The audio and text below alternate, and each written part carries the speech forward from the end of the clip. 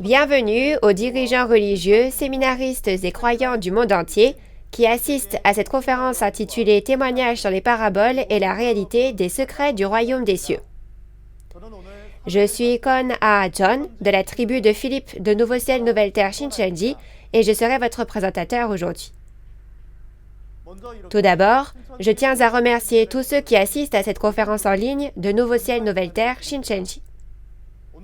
Aujourd'hui encore, quand vous recevrez le témoignage des paraboles clairement ouvertes et de leur accomplissement physique, j'espère que ce sera un temps précieux au cours duquel vous recevrez beaucoup de grâce et de réalisation. Nous allons prier et nous commencerons la conférence. Dieu notre Père qui est saint, plein d'amour et de grâce. Merci d'avoir rassemblé les cœurs des enfants de la foi de Dieu qui sont avec nous pour cette conférence en ligne intitulée Témoignages sur les paraboles et la réalité des secrets du royaume des cieux accordée par le ciel aujourd'hui et de les avoir guidés afin qu'ils puissent recevoir la grâce à travers cette précieuse parole et glorifier le Père.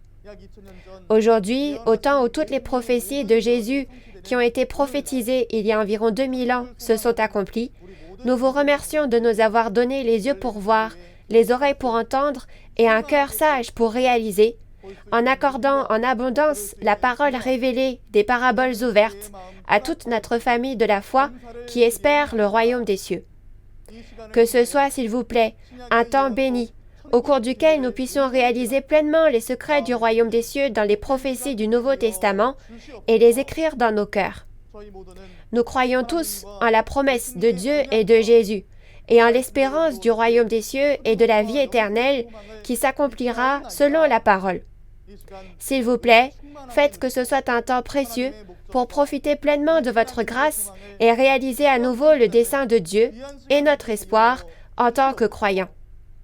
En particulier, s'il vous plaît, déversez la sagesse et la puissance des cieux sur l'instructeur qui prêchera la parole en ce temps, et faites-en un temps précieux pour rendre gloire à notre Père dans les cieux. Nous remettons ce temps entre les mains du Père du début jusqu'à la fin et à vos prières dans le saint nom de Jésus qui a expié tous nos péchés. Amen. Nous vous informons que cette conférence en ligne se déroule dans le strict respect des règles de prévention sanitaire et de distanciation sociale. Il est maintenant temps d'écouter la parole de vie. Aujourd'hui, nous allons écouter la parole sur le thème de la leçon introduction numéro 17, l'être vivant et le vent en parabole.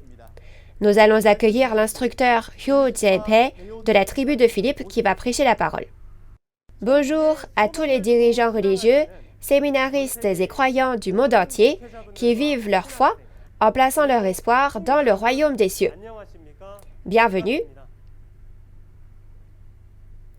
Je suis Hyo Jae-pae, un instructeur du centre qui a appris la parole du chef de la tribu de Philippe, une des 12 tribus de Nouveau Ciel Nouvelle Terre Shincheonji. Notre chef de tribu a lui-même appris la parole du président de Nouveau Ciel Nouvelle Terre Shincheonji, Mani Lee. Merci beaucoup de participer à cette conférence en ligne de Nouveau Ciel Nouvelle Terre Shincheonji aujourd'hui, témoignage sur les paraboles et la réalité des secrets du royaume des cieux. La dernière fois, nous avons appris le sceau, la trompette et le cantique. Si vous êtes un croyant qui espère aller au royaume des cieux, vous devez être scellé avec la vérité dans votre esprit et votre cœur et devenir la possession de Dieu. Et quand le Seigneur revient, vous devez entendre le son de la trompette et aller à la montagne de Sion, le lieu du salut, pour devenir les enfants du royaume des cieux qui chantent le cantique nouveau. Alors le thème de la parole d'aujourd'hui est la leçon introduction numéro 17, l'être vivant et le vent en parabole. Tout d'abord, dans Apocalypse 6 et 7, on parle des êtres vivants et du vent que l'on va apprendre aujourd'hui. Au chapitre 6, Jésus juge le peuple élu à travers ces 4 êtres vivants. Il explique que ce jugement consiste à faire souffler le vent et ainsi à faire tomber le soleil, la lune et les étoiles dans le ciel. De plus, dans Apocalypse 7, il est dit que l'on retient les vents et que l'on scelle. Ce sont des événements importants que nous devons absolument connaître, nous qui vivons au temps de l'accomplissement de l'Apocalypse. Les dirigeants religieux doivent bien connaître ces choses. Mais je vous serai tout de même gré de bien vouloir entrer ensemble dans la Bible et écouter encore une fois ces choses. Tout d'abord, laissez-moi vous donner les réponses à ces paraboles. Les 4 êtres vivants en parabole sont les archanges. Et le vent en parabole fait référence aux anges et au jugement. Par conséquent, le fait que le vent souffle renvoie au fait de juger à travers les anges. Inversement, retenir les vents signifie suspendre le jugement effectué par les anges. Alors, lisons le verset concernant cette parabole, Apocalypse 4, versets 6 à 8, pour comprendre pourquoi la réponse est telle que donnée ci-dessus. Il y a encore devant le trône comme une mer de verre, semblable à du cristal. Au milieu du trône et autour du trône, il y a 4 êtres vivants, remplis d'yeux devant et derrière. Le premier être vivant est semblable à un lion. Le second être vivant est semblable à un veau. Le troisième être vivant a la face d'un homme. Et le quatrième être vivant est semblable à un aigle qui vole. Les 4 êtres vivants ont chacun 6 ailes, et ils sont remplis d'yeux tout autour et au-dedans. Ils ne cessent de dire jour et nuit, « Saint, Saint, Saint, est le Seigneur Dieu, le Tout-Puissant, qui était, qui est et qui vient. » Vous avez bien lu, l'Apocalypse est une prophétie écrite il y a environ 2000 ans par l'apôtre Jean, un disciple de Jésus, après avoir vu les choses du futur dans une vision.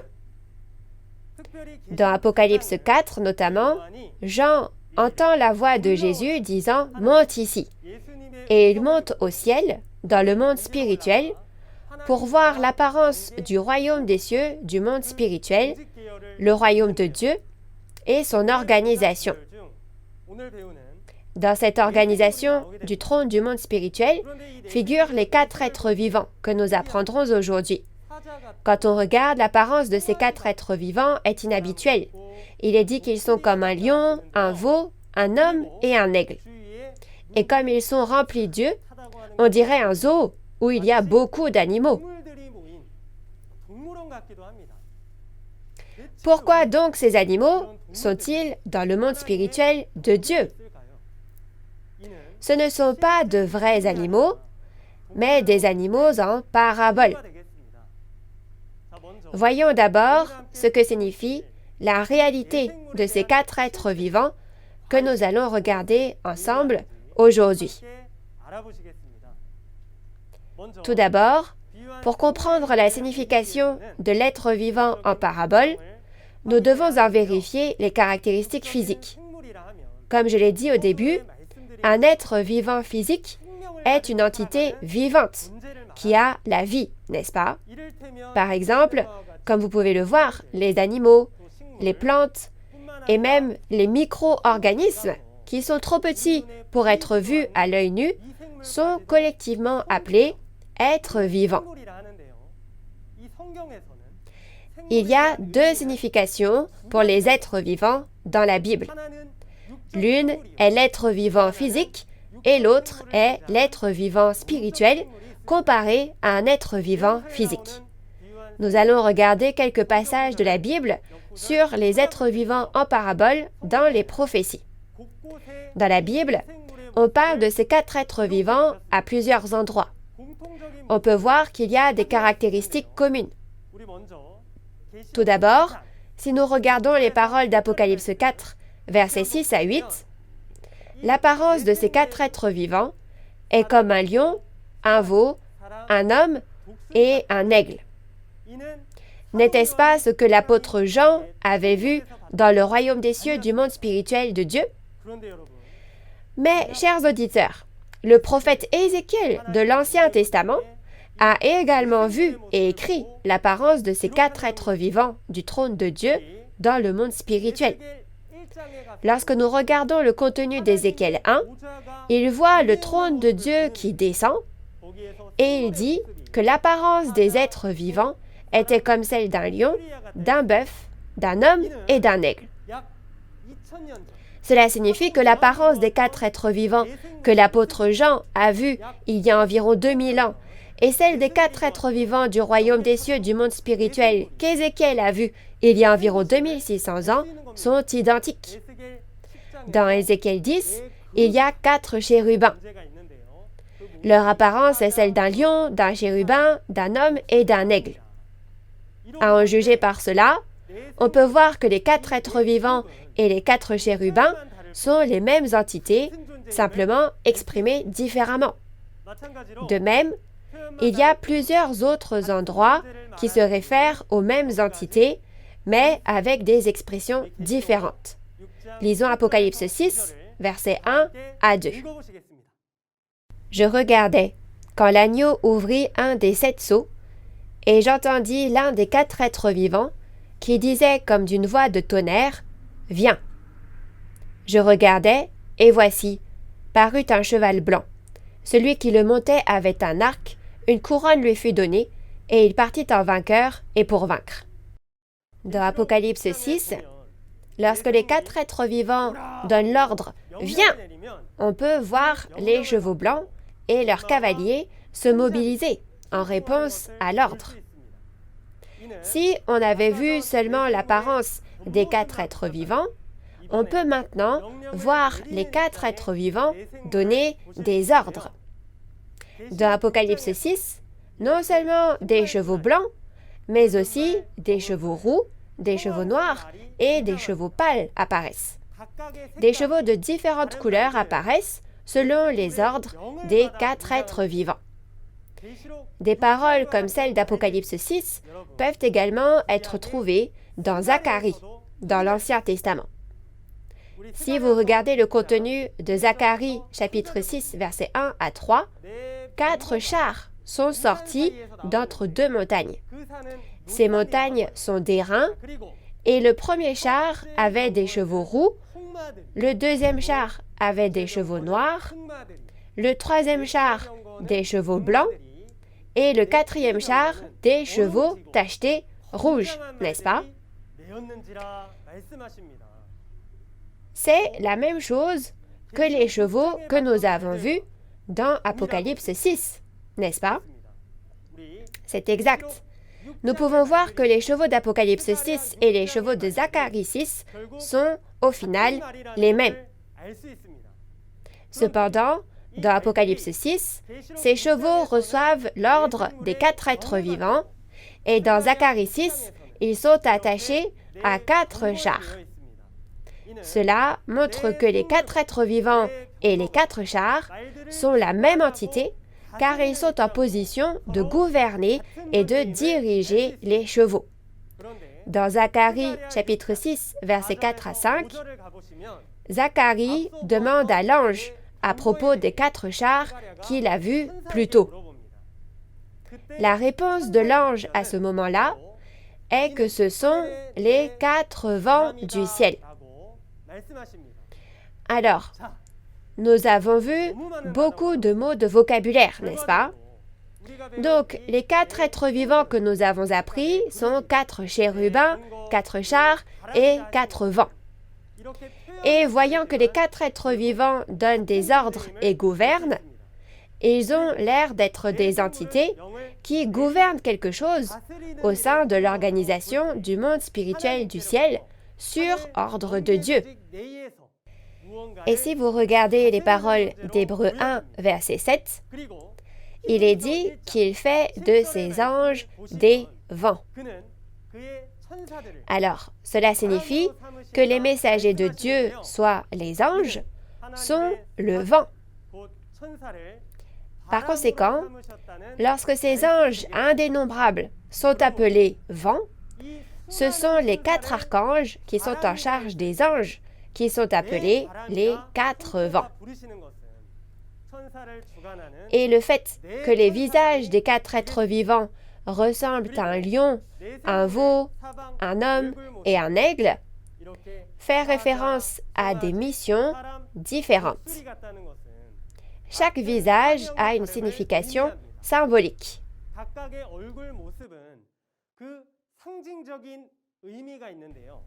Le rôle du lion, qui est le roi de la jungle, est de juger les hommes qui sont comme des bêtes qui ne réalisent pas la parole. Et aussi, en le comparant à un veau labourant un champ, comme un bœuf qui laboure un champ, son rôle est de labourer le champ du cœur des hommes et d'en arracher l'ivraie. Et l'être humain, l'homme, est celui qui commande à toute la création, n'est-ce pas? Avec sa pensée et son discernement, il juge de ce qui est bien et de ce qui est mal et distingue entre la vérité et le mensonge. Et enfin, la comparaison avec l'aigle, le roi des oiseaux, signifie que les esprits comparés aux oiseaux seront également jugés. Ainsi, nous pouvons voir que les 4 archanges, qui sont comparés à 4 animaux, ont le pouvoir de juger, c'est-à-dire qu'ils ont l'autorité pour juger. Donc, si nous regardons Apocalypse 6, c'est la scène où Jésus utilise les 4 êtres vivants avec un tel pouvoir et juge le peuple élu qui a trahi. Ainsi, dans Apocalypse 4, verset 8, n'est-il pas dit que les 4 êtres vivants étaient remplis Dieu? Il est dit dans Apocalypse 5, verset 6, que l'œil est l'esprit. Par conséquent, le fait qu'il soit rempli Dieu signifie que ces 4 archanges, accompagnés de nombreux anges, servent Dieu et se tiennent devant Dieu. C'est donc un symbole de l'organisation des esprits. Ainsi, en résumé, les 4 êtres vivants en parabole signifient les 4 archanges qui sont comme les commandants des soldats célestes, soit des anges. 4 chérubins, 4 chars et 4 vents sont d'autres expressions qui renvoient à la même chose. Elles font toutes référence aux 4 archanges, même si ce sont des expressions différentes. Le vent en parabole signifie les anges, et il y a aussi les chars, les yeux et les chevaux. Bien que les expressions soient différentes, elles renvoient toutes à la même chose, et cela ne vous est peut-être pas familier, mais les séraphins et les chérubins peuvent également être utilisés pour désigner les anges. Mais alors, pourquoi les anges sont-ils comparés au vent, aux chars et aux chevaux? Pourquoi utiliser des expressions si compliquées?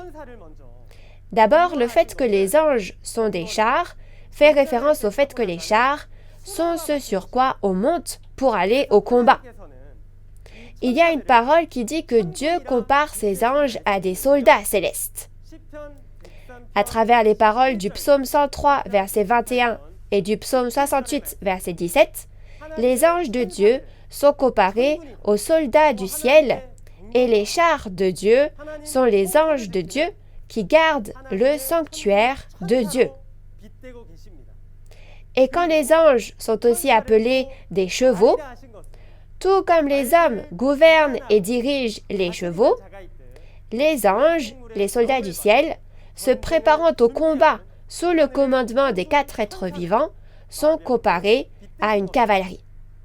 Enfin, lorsque les anges sont appelés vents, le vent est invisible à nos yeux, mais de nombreux phénomènes se produisent par l'action du vent. De la même façon, même si ces anges sont invisibles à nos yeux, ils accomplissent toute la volonté de Dieu. Non seulement cela, mais il est aussi dit que les anges se déplacent aussi vite que l'éclair. Ils sont donc comparés aux éclairs, aux voix et au tonnerre. Nous pouvons voir que les activités des anges sont également comparées au vent, aux éclairs, aux voix et au tonnerre à travers le contenu d'Ézéchiel 1,14, Apocalypse 4,5 et Apocalypse 11, verset 19. Même maintenant, Les anges sont invisibles à nos yeux, mais ils doivent être très occupés à accomplir la volonté de Dieu, n'est-ce pas? Maintenant, lisons la parole de Daniel 7, versets 2 à 3, relative au mouvement des anges. Daniel commença et dit: « Je regardais pendant ma vision nocturne, et voici, les 4 vents des cieux firent irruption sur la grande mer, et 4 grands animaux sortirent de la mer, différents les uns des autres. 4 vents soufflent sur la mer. Il est dit qu'alors 4 grands animaux, 4 grandes bêtes, sortent de la mer. Chers auditeurs, il est courant que le vent souffle sur la mer. Mais n'est-ce pas vraiment étrange de dire que 4 bêtes sortent de la mer à cause de ce vent? Le vent souffle toujours quand nous allons à la mer. Alors pourquoi n'avons-nous jamais vu ces 4 bêtes? L'apparence de ces 4 bêtes est comparée à celle d'une bête terrifiante, ressemblant à un léopard, à un ours et à un lion, et redoutable, avec des dents de fer. Et si vous comptez leurs têtes et leurs cornes, il est dit qu'elles ont 7 têtes et 10 cornes. Et il est dit qu'elles tourmenteront le peuple de Dieu. Alors, n'est-ce pas terrifiant, rien que d'y penser? Le verset concernant la parabole que vous avez lue est la prophétie du livre de Daniel, qu'il a écrit d'après la vision des événements futurs qui s'accompliront. Ce contenu écrit dans les prophéties est caché en parabole. Alors qu'est-ce que cela signifie? Que les 4 vents qui ont fait sortir les 4 grandes bêtes de la mer soufflent sur la mer. Regardons la signification de ce vent qui souffle à travers la Bible. Premièrement, il y a le vent physique et le vent spirituel. Si vous comprenez les caractéristiques physiques du vent, vous pouvez comprendre plus facilement la signification du vent spirituel. Le vent est clairement invisible, mais il existe, n'est-ce pas? Et scientifiquement, cela fait référence au mouvement de l'air causé par les changements de pression atmosphérique. Cependant, selon la force du vent, il peut nous être bénéfique, comme une brise, mais parfois, il peut aussi faire beaucoup de dégâts, comme un ouragan ou un typhon. Donc, si vous regardez l'Apocalypse, il y a un moment où le vent souffle, puis s'arrête. Alors, quelle est la signification du vent spirituel si on pense aux caractéristiques physiques du vent? Dans Apocalypse 6, un vent violent souffle. Et au chapitre 7, le vent est retenu, puis souffle de nouveau. Ceci est étroitement lié à la mission de l'archange et des anges que nous avons apprises plus tôt. La Bible ne contient pas seulement les histoires de personnes visibles. Elle contient également les histoires d'esprits invisibles dans le monde spirituel du ciel. Ensuite, regardons ce que font les anges qui sont comparés à des êtres vivants et au vent.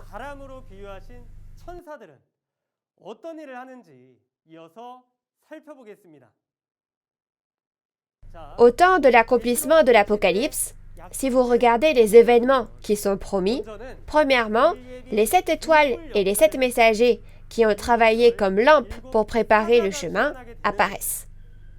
Le lieu de cet événement est le tabernacle des 7 chandeliers d'or dans Apocalypse 2 et 3, c'est-à-dire le tabernacle du ciel dans Apocalypse 13. Ici, le peuple élu abandonne son premier amour avec Jésus et devient un avec le groupe de Satan, commettant ainsi l'acte de trahison.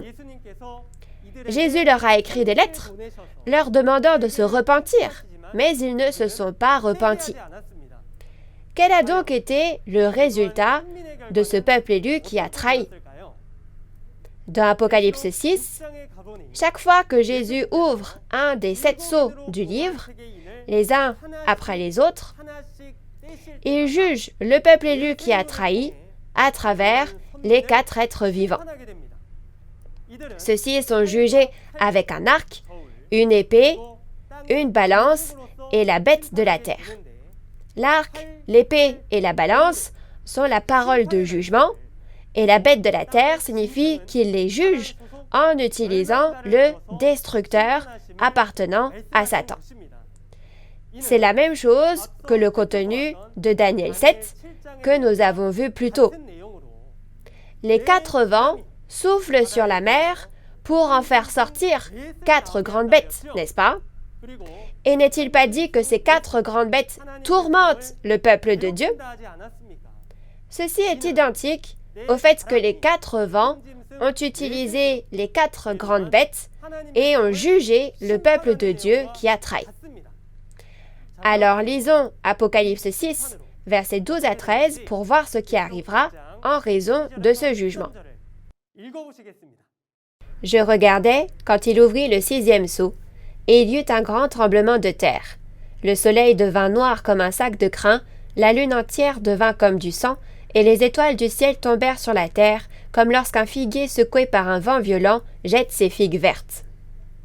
Dans Apocalypse 6, le soleil devient noir comme un sac de crin, la lune entière devient comme du sang, et les étoiles du ciel tombent sur la terre, comme lorsque des fruits encore verts tombent secoués par un vent violent. Ainsi, comme vous pouvez le voir, on dit que le soleil, la lune et les étoiles tombent sur la terre.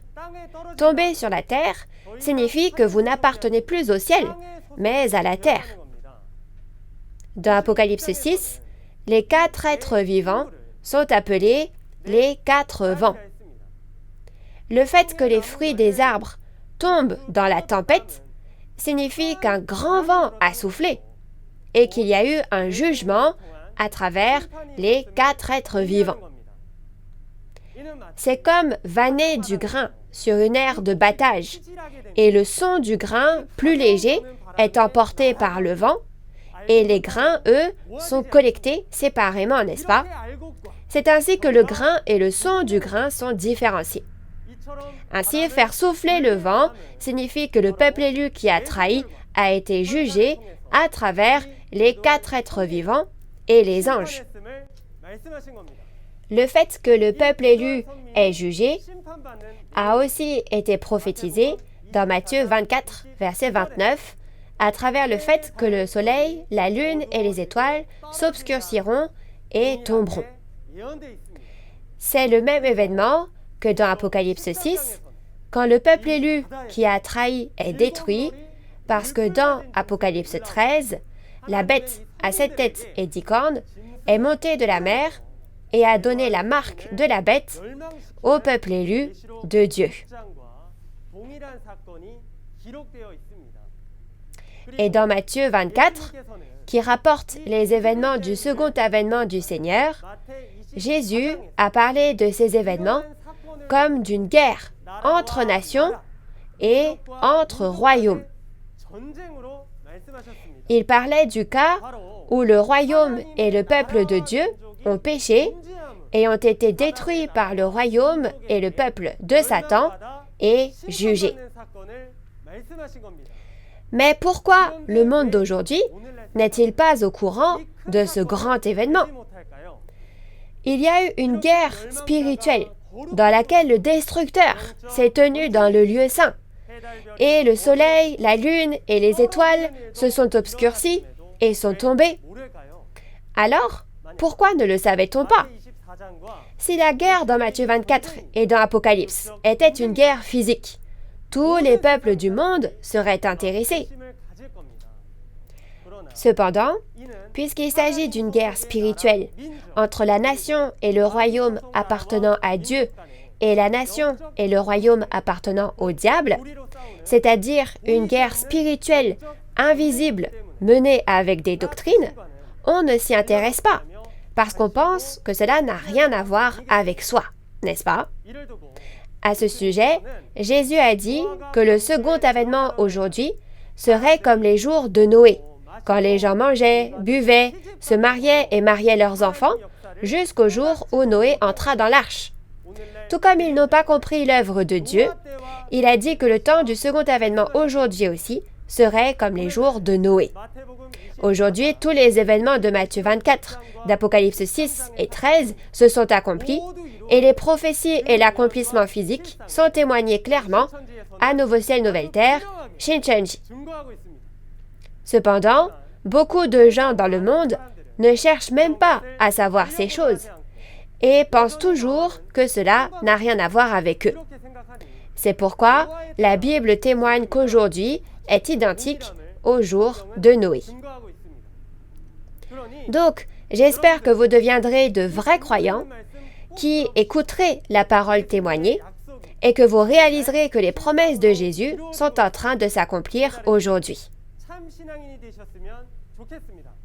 Après avoir jugé le peuple élu du tabernacle du ciel qui a trahi, on retient les vents du jugement que Dieu a de nouveau fait souffler. Alors le vent du jugement qui souffle au chapitre 6 est retenu de nouveau au chapitre 7 et on le stoppe de façon à ce qu'il ne souffle plus pendant un certain temps. Lisons la parole d'Apocalypse 7, versets 1 à 4. Après cela, je vis 4 anges debout aux 4 coins de la terre. Ils retenaient les 4 vents de la terre, afin qu'il ne soufflât point de vent sur la terre, ni sur la mer, ni sur aucun arbre. Et je vis un autre ange qui montait du côté du soleil levant, et qui tenait le sceau du Dieu vivant. Il cria d'une voix forte aux 4 anges à qui il avait été donné de faire du mal à la terre et à la mer, et il dit : Ne faites point de mal à la terre, ni à la mer, ni aux arbres, jusqu'à ce que nous ayons marqué du sceau le front des serviteurs de notre Dieu. Et j'entendis le nombre de ceux qui avaient été marqués du sceau, 144 000 de toutes les tribus des fils d'Israël. Vous avez bien lu? Dans Apocalypse 7, verset 1, il est dit « après cela ». Ici, « après cela » signifie « après un certain événement », indiquant donc un rapport de succession dans le temps, un enchaînement chronologique. En d'autres termes, Apocalypse 7 parle de ce qui s'est passé après que le soleil, la lune et les étoiles du premier ciel se sont obscurcis et sont tombés à cause du jugement du tabernacle du ciel dans Apocalypse 6. Alors, il est dit que les 4 anges retiennent les vents des 4 coins de la terre afin qu'ils ne soufflent pas sur la terre, ni sur la mer, ni sur aucun arbre. Alors, que signifie ici retenir le vent? Puisqu'il est dit que le vent est retenu, ça va être l'opposé du vent qui souffle, que nous avons vu plus tôt, n'est-ce pas? Cela signifie que le jugement à travers les 4 êtres vivants a cessé, car le vent qui souffle, c'est-à-dire le jugement du tabernacle qui a trahi, est terminé. Alors, pourquoi Dieu doit-il retenir le vent et faire en sorte qu'il ne souffle pas? En regardant Apocalypse 7, versets 3 à 4, nous voyons que 144 000 des 12 tribus, les serviteurs de Dieu, sont scellés sur le front avec le sceau de Dieu. Comme nous l'avons vu plus tôt, après le jugement du tabernacle du ciel, afin d'apposer le sceau de la parole sur 12 000 personnes de chaque tribu, les 144 000 personnes des 12 tribus, on retient les vents, c'est-à-dire qu'on suspend le jugement. Alors, vous avez déjà appris le sceau la dernière fois, n'est-ce pas? Sceller signifie écrire la parole révélée dans votre esprit et votre cœur, tout comme vous graveriez votre nom sur un sceau. Le vent du jugement ne soufflera pas sur la terre, sur la mer, ni sur aucun arbre, jusqu'à ce que ces 144 000 soient scellés. Ici, la terre représente les fidèles du tabernacle qui ont trahi, la mer représente le monde et les différents arbres sont les membres de chaque dénomination. Quant au tabernacle, comme nous l'avons vu plusieurs fois auparavant, son jugement est déjà achevé et on fait en sorte que le vent ne souffle pas sur la mer ni sur le monde. Cependant, comme il est dit que ce vent n'est retenu que jusqu'à ce que 144 000 soient scellés, vous pouvez voir qu'il soufflera de nouveau lorsque le nombre spécifié sera atteint. Alors, qui sont donc les 144 000 scellés des 12 tribus dont on parle ici? Dans Apocalypse 14, l'agneau Jésus est sur la montagne de Sion et 144 000 personnes sont avec lui. On les appelle les premiers fruits. Donc, cela fait référence à ceux qui ont été moissonnés.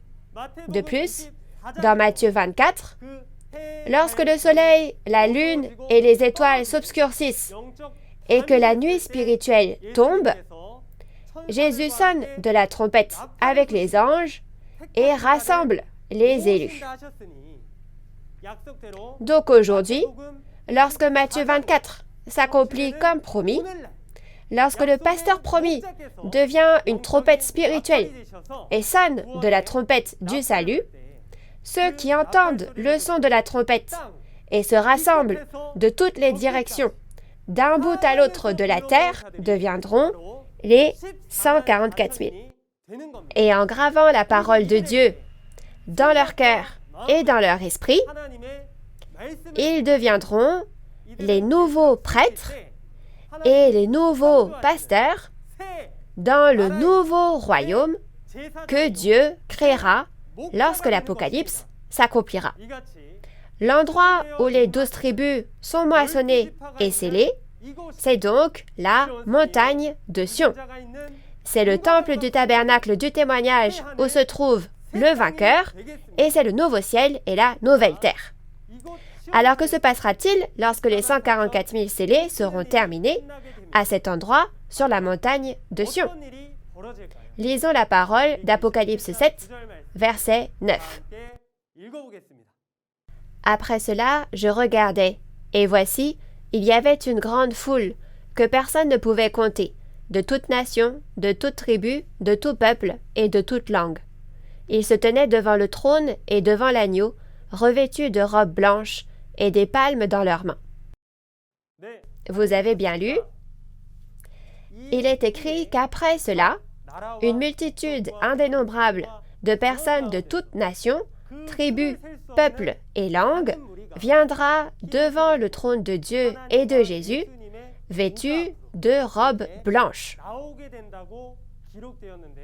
Alors ici, après cela, fait référence au temps après que les 144 000 des 12 tribus sont scellés. Il a été dit de ne retenir le vent que jusqu'à ce que les 144 000 soient scellés. Alors maintenant qu'ils sont tous scellés, qu'advient-il du vent? Oui, il va de nouveau souffler. Dans Apocalypse 7, verset 14, c'est la grande tribulation. Et au milieu de la grande tribulation, des gens de toutes nations, tribus, peuples et langues sortent en disant « Vraiment, les paroles de Jésus sont vraies et les paroles de la vérité sont vraies. » Alors, que signifie la robe blanche portée par ces personnes? Apocalypse 7, verset 14, dit qu'ils ont lavé leurs vêtements et les ont blanchis dans le sang de l'agneau. Les vêtements ici se réfèrent aux vêtements de notre cœur, pas aux vêtements physiques. Donc, bien sûr, le sang dans lequel ils sont lavés n'est pas non plus du vrai sang, n'est-ce pas? Nos cœurs ne peuvent être lavés et blanchis que par le sang de Jésus. C'est pourquoi il est dit que les vêtements blancs sont les cœurs lavés avec le sang de Jésus et les œuvres justes. Dans Jean 15, verset 3, Jésus dit, « Vous êtes purifiés par la parole que je vous ai annoncée. » Seules les paroles de Jésus peuvent donc être l'élément pour laver les péchés et les souillures. Ce n'est qu'alors que nous serons sanctifiés, que nous serons donc sans péché et que nous serons qualifiés en tant que peuple du royaume des cieux qui peut vivre avec Jésus et Dieu. Comme elle a été lavée avec le sang de Jésus, la multitude en blanc a reçu le pardon des péchés et peut être considérée comme le peuple du royaume de Dieu. Il est dit que cette multitude en blanc indénombrable se rassemblera devant le trône de Dieu et de l'agneau. Et si vous regardez Apocalypse 14, il est dit, « Voici, l'agneau se tenait sur la montagne de Sion et avec lui 144 000 personnes. » N'est-ce pas? Alors, puisque Jésus est sur la montagne de Sion et que les 144 000 sont organisés selon 12 tribus dans Apocalypse 7, nous pouvons voir que les 144 000, les 12 tribus, sont précisément devant le trône de Dieu et de l'agneau, là où la multitude en blanc afflue.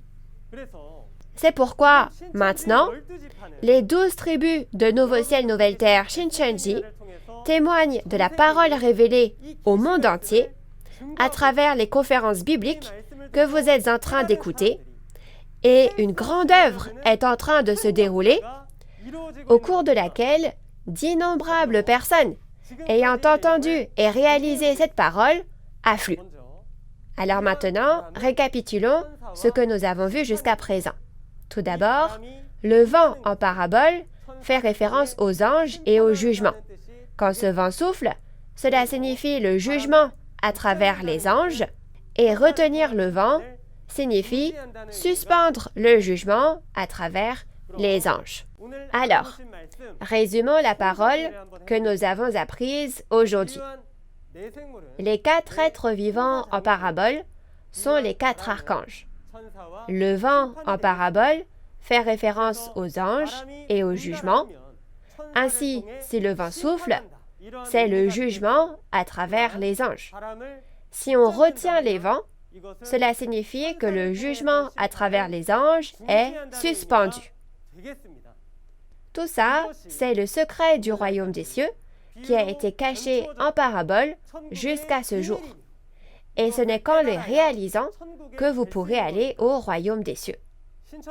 La raison pour laquelle Nouveau Ciel, Nouvelle Terre, Shincheonji peut clairement témoigner de ces paraboles, comme Jésus l'a promis, est que ce qu'il a dit en parabole est apparu dans la réalité. Lors de l'accomplissement de l'Apocalypse, il y a un temps où le vent souffle, et il y a un temps où le vent est retenu. Il est également dit que lorsque le vent soufflera de nouveau, ce sera un temps de grande tribulation, et que du milieu de cette tribulation, une multitude en blanc indénombrable viendra. Comme le dit la Bible, l'évangile de l'accomplissement physique sera prêché à de nombreuses personnes, et une grande multitude vêtue de blanc viendra à la montagne de Sion où se trouvent Dieu et Jésus.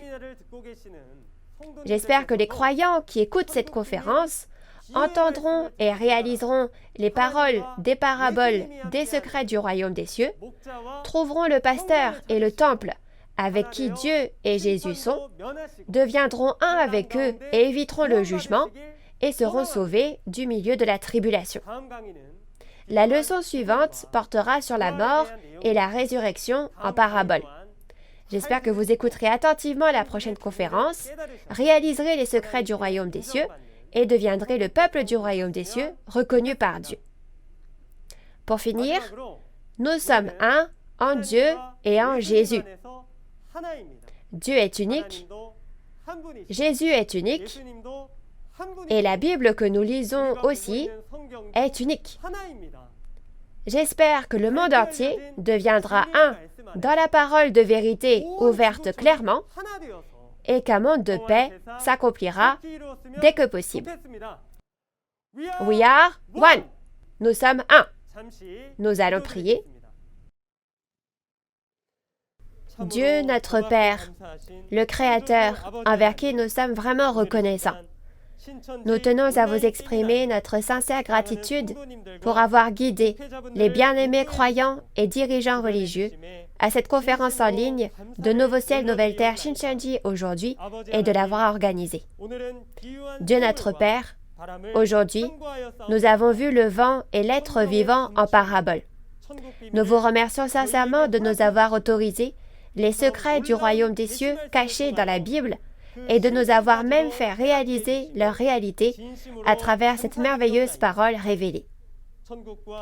Si vous êtes un croyant qui espère le royaume des cieux et le salut, vous devez absolument réaliser cette parole révélée, clairement témoignée.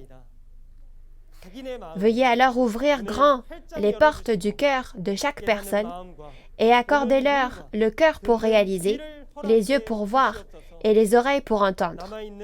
Seigneur, aidez-les pour qu'elles puissent aussi bien écouter le reste des leçons du niveau introduction, afin que les dirigeants religieux bien-aimés puissent bien prêcher ces paroles précieuses et bénies aux croyants qu'ils nourrissent et éduquent. Envoyez-leur des milliers d'anges du ciel, puissants et forts, et ordonnez-leur de nous aider. Jusqu'à la prochaine conférence, Dieu, protégez tout le monde, physiquement et spirituellement, et s'il vous plaît, soyez avec nous. Nous avons prié toutes ces paroles au nom de notre Sauveur Jésus-Christ, qui nous a fait passer de la mort à la vie. Amen. Merci d'avoir écouté attentivement jusqu'au bout. La mort en parabole fait référence au fait de ne pas avoir la parole de vie. C'est sortir de l'organisation de la fausse vérité, soit l'endroit comme une tombe spirituellement, en écoutant la parole de vie, qui est comme le souffle de vie. Je vais expliquer en détail, à travers la Bible, pourquoi une telle réponse.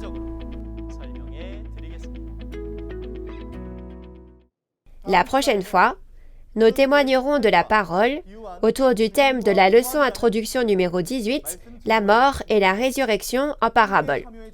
J'espère qu'en participant, vous serez en mesure de réaliser pleinement les secrets du royaume des cieux cachés dans la parabole de la mort et de la résurrection.